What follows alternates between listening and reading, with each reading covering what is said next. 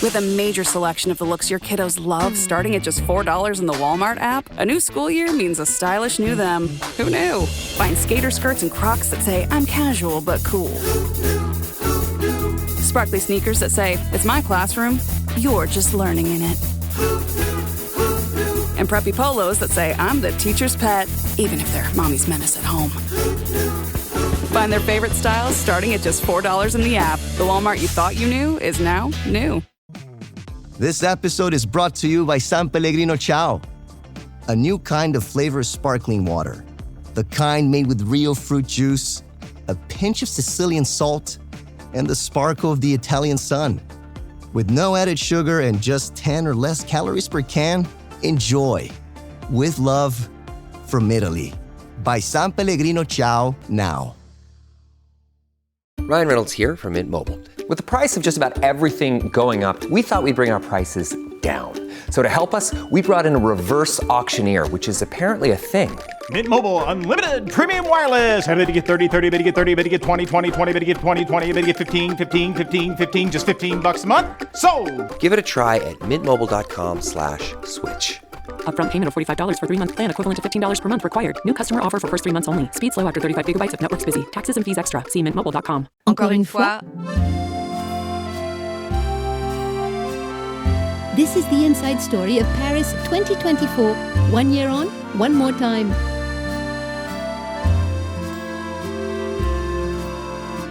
The tricolor flags are flying, and it will be a gold medal for the host nation. Burgred de France. Beth Potter of Scotland wins bronze for Team GB. It's going to be an individual gold medal for Alex Yee and Team GB. He upgrades to the silver he won. Hayden Wild will win the silver medal, and it will be a bronze medal for France.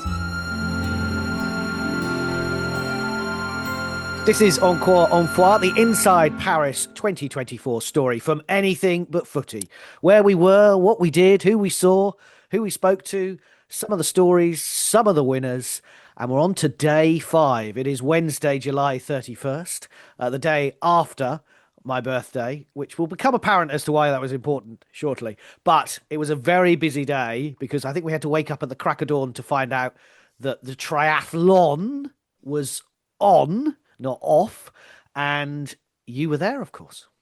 Yeah, it's a day for you and me of contrasting emotions, I think, which will all unravel over the next 10 to 15 minutes. But yes, Triathl-ON, you reminded me, was the email that I'd sent in the... Such a good headline. In the early hours of the morning when we got word that the water quality in the Seine was good enough to allow the triathlon. Now, remember, of course, what they did was they held the men's and the women's individual triathlon events on the same day. So the plan had been for the men's triathlon to be the day before. It was postponed. So they were going to host that straight after the women's triathlon. And that's where I was, back on the bridge, the Pont Alexandre III Bridge, which was the finish line for the triathlon. So I was there initially to go and see Beth Potter. Yep. Who won a bronze medal. And she was the world champion going into it, wasn't she? Yeah, she was. And I think there were a lot of high hopes for her. But I think that world championship had been the previous season. Yeah. That's the thing to remember.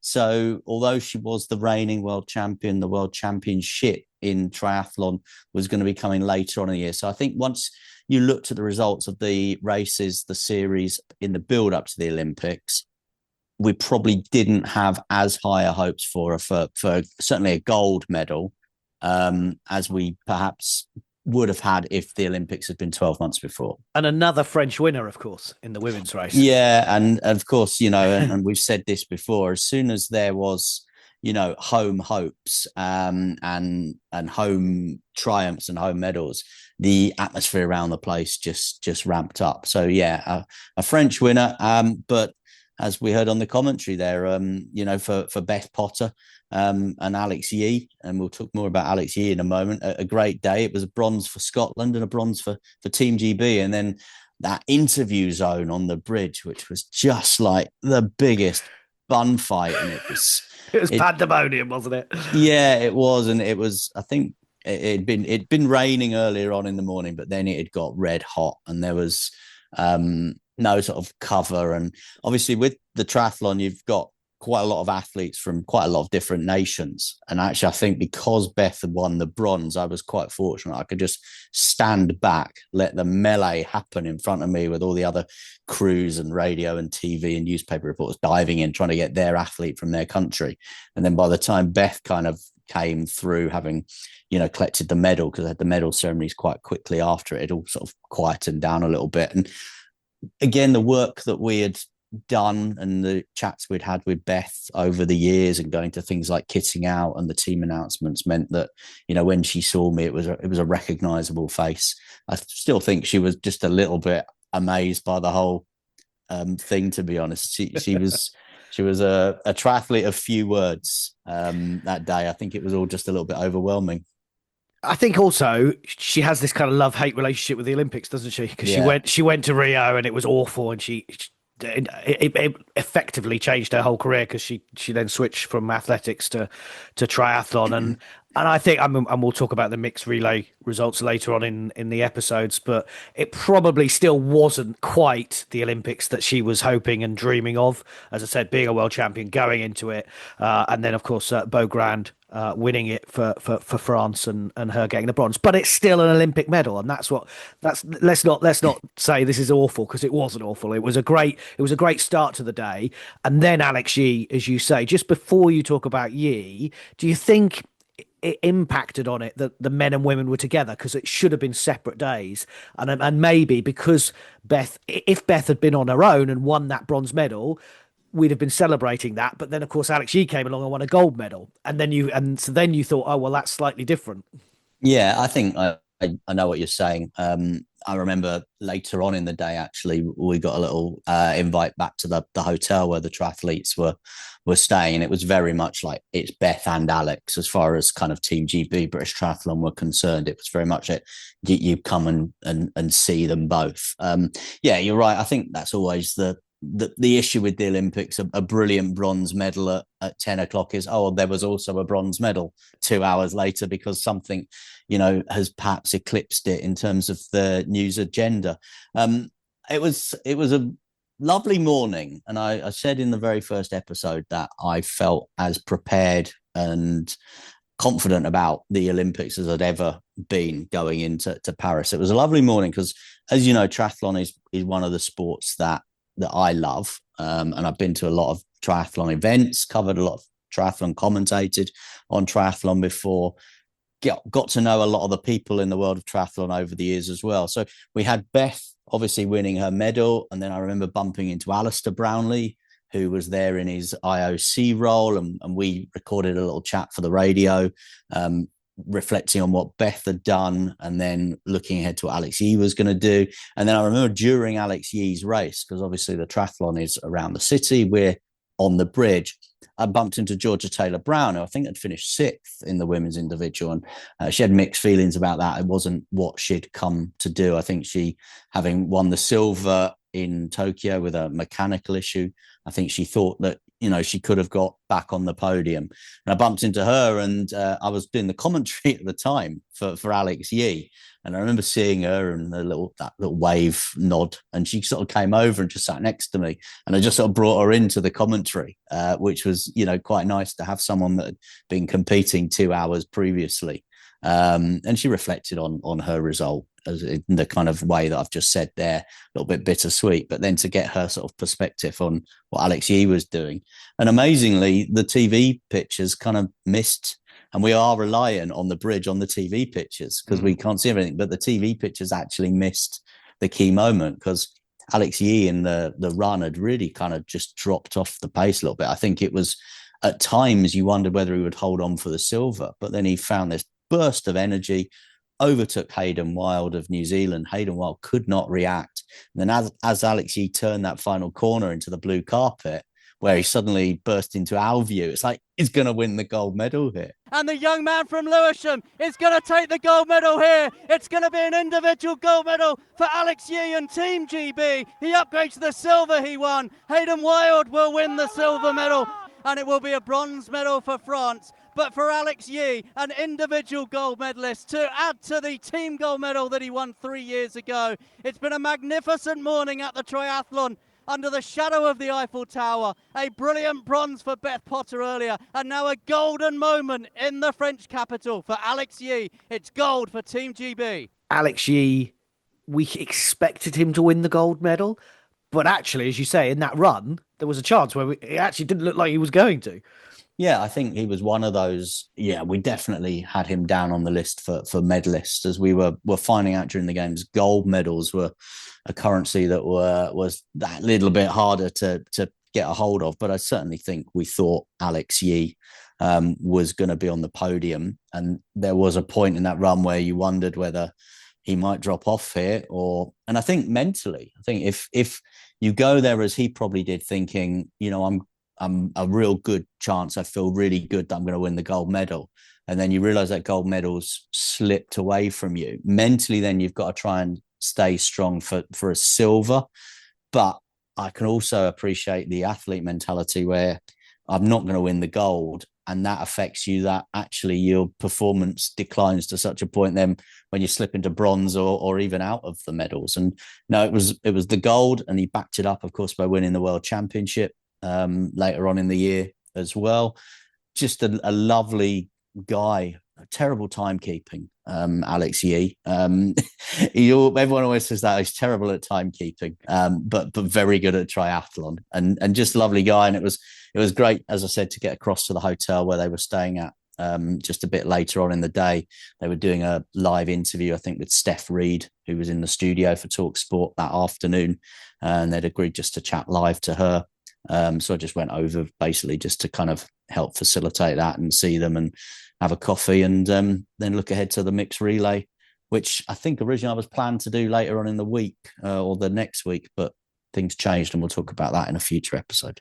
A brilliant moment for Alex Yee. Team GB, another gold medal, as you say, quite hard winning those gold medals. And actually, I was there as well, seeing another gold medal, which was at the rowing lake. We were back to Vers-Dumar and the Stade Nautique for the rowing, and we'd had success, obviously, and we're hoping for, as I said in the last episode, a number of gold medals, and we got that gold medal, the women's quad scull final. And this was Lola Anderson, Georgina Brasher, Lauren Henry, Hannah Scott, and the race that they had against the Netherlands was one of those moments where it reminds you why you love the Olympics, because it's a sport that we watch every 4 years.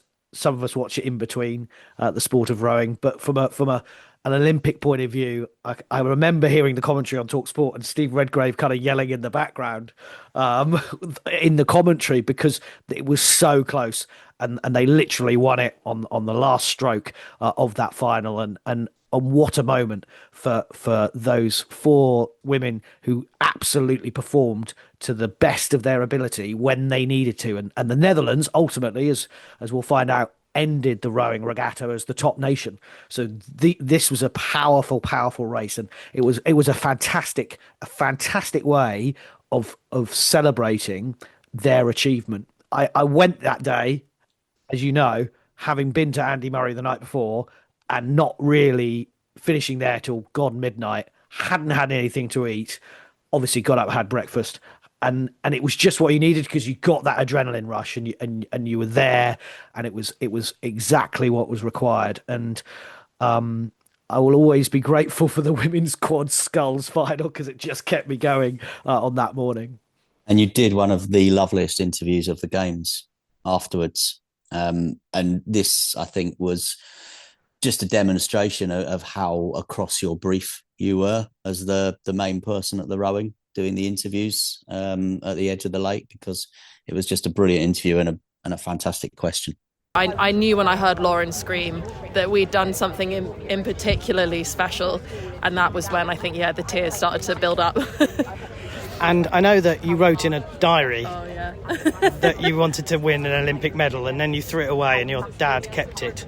It's a good thing that he did, because I don't think manifestation counts if you throw it away, to be honest. I think you have to hold on to it, you have to treasure it, and you have to believe that in the depths of your head that it's something that you could do. And I think Not to make this into a sort of grand topic, but I think young women growing up in a sort of sporting environment have typically struggled up until recently, where I think there's a big momentum, a big push for it now, but they've struggled to sort of see their place in sport.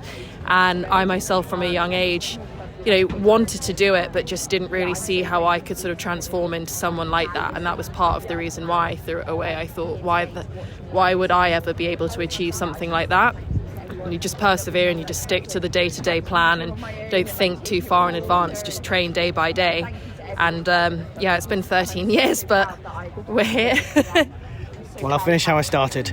Lola Anderson, Olympic champion. Thank you very much. Thank you. So Lola Anderson reflecting on her winning moment, and there was more to come in the rowing in the day to come. And just to say, that day, there were some friendly faces around. I think Tom Hall I saw that morning, and he just gave me a huge smile, and it was just nice to be there. And there's a couple of pictures of me working in the mix zone and doing reports. I think I was the only one left in the mix zone by that point, but still doing and filing reports. So a really great day at the rowing lake. Unfortunately, we swatched then to canoe slalom, and I think it was Mallory Franklin who, again, we expected to win a medal. Having done it in Tokyo, where she got the silver in the C1 canoe slalom, but it didn't quite work out for her. So my afternoon finished slightly early. I was allowed to be done for the day by mid-afternoon. Were you? That's something gone wrong there. We must have. We could have found you another assignment. I'd by this point done commentary then on a bronze and a gold medal. And I remember from my place on the bridge, I had a little short walk to the Place de la Concorde, which was this just amazing venue they created. Yes. I know you loved it, and you'll talk more about it later on in the series when talk about when you were there for skateboarding and stuff. But I was going there for the BMX freestyle and to see Kieran Riley, who was another world champion, who we were anticipating, I think, was going to perform really, really well. Yeah, I had a bit of a to-do to try and get into where I needed to be to do the interview. Surprise me. So I got into the Place de la Concorde, which was this fantastic sort of urban park. So they had skateboarding, BMX freestyle and other bits and pieces there. Absolutely fantastic centre of Paris. And I went to the area for the interviews, and Kieran Riley he went last. They have 2 runs. And then they take the best score, and he went last in the second run. He eventually ended up with a silver medal, and I went to try and get this interview with him, having sort of described the run that he'd had, the 60-second run. And they wouldn't let me in to the interview zone. They said that I needed an armband, which was one of these things that some of the venues had. And I didn't have an armband for the Place de la Concorde, and they were like, well, you can't come in. So I was beginning to wonder how and where I was going to get Kieran Riley. But I remembered I did have an armband for the athletics stadium, which was where I was going to be, I think, probably in the next couple of days when the athletics program started. So I just flashed the armband from the athletics, and that seemed to work, even though it clearly said Stade de France, not Place de la Concorde on it. But I got in. Ellie, who was the press attaché for British Cycling, was there. Brought Kieran to where we were. He's just a really lovely, down-to-earth from the northeast of England, which obviously I'm not from there, but where I live now. And yeah, just, you know what these BMX freestylers are like. I mean, virtually horizontal, just won a silver medal, just really just chilled and relaxed with it all. But yeah, so I basically, in the space of 3/4 of a day, commentated on a gold, silver and bronze medal for Team GB. I mean, to quote Johnny Brownlee, Olympics completed it, mate. That was day 5 for Michael. The other headlines, Andrea Spendolini-Syriacs and Lois Tolson won a bronze in the diving. I think Britain had won 3 medals by that point in the diving pool. So a great start for them in the synchro, the women's synchro, that one. Lewis Richardson finally won for Great British Boxing. I think Cindy and Gamba won as well, obviously being trained in Sheffield, and she went on as the first refugee medalist ever at the Olympics. But he was the last British boxer to fight, and the pressure to win a bout, and he did, and he won that bout. So it was a great way to end day 5. And most importantly, you finally got a proper meal inside you, because Talk Sport were doing their live show that night with the brilliant Natalie Sawyer and Alex Dannison-Bennett, Rio 2016 hockey gold medalists. They were on the roof of the Hotel Raphael. We went across to see them, and the producer who was there, Izzy, looked at you and said, you don't look too well, John. Are you okay? And you were like, I'm just really hungry. I've not eaten properly apart from a croissant this morning. And she's like, and we were both, I think, due to do some stuff on the show that night. And I think I'd done a little bit. And she was just like, look, just go and find yourself some food. And I think more importantly was the conversation that we had with the restaurateur in Paris. I don't know if you remember, because we found this city centre restaurant. We were the only people there, completely deserted. Well, it was on the Champs-Elysees. It was the top end of the Champs-Elysees, because of course where you had been for the BMX is the bottom half of the Champs-Elysees, and that was all closed and it was part of that urban park. But the top end was all still open. But it was this vast, and everyone, if you've ever been to Paris, you'll know they have these vast restaurants in the Champs-Elysees. And we sat in there. We were the only ones in there, weren't we? I mean, you're absolutely right. I was struggling. I was tired. I was hungry. I mean, I tell my 8-year-old son when he's tired and hungry that he needs to go and do something about it. I didn't listen to myself. I needed Izzy to tell me literally to go and have a meal. But actually, it was my first time being in the heart of Paris as well, because I've been at the rowing and at Roland Garros. I've been all kind of on the outskirts, and I actually walked past the Arc de Triomphe, and I was like, oh, okay, this is what the Paris Olympics felt like, because I've been at cement works. I hadn't really been in the centre of Paris, and it was great to sit down with you, have a couple of beers, review what we'd done, and as you say, have that conversation with the guy who ran the restaurant, who used to work in London and had been there in Soho in 2012, and said, hey, don't worry, it doesn't matter, it's really quiet, it's going to be heaving in a few months' time, and that was what he was banking on. Yeah, this is Encore and Fois, the inside Paris story from Anything But Footy. 1 year on, one more time. Encore une fois, Paris 2024, one more time.